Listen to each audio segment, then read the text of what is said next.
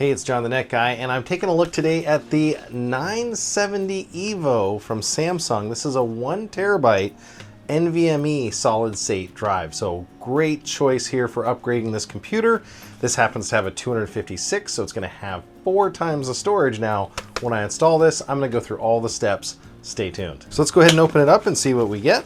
Very simply in here, because again, you don't have any other mounting needs. They all mount the same here. This is a 2280 drive, meaning 22 millimeters by 80 millimeters long.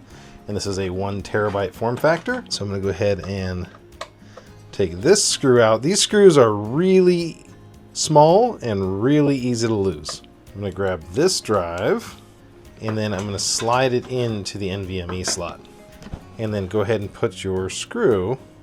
Now I can go ahead and plug power back into the computer.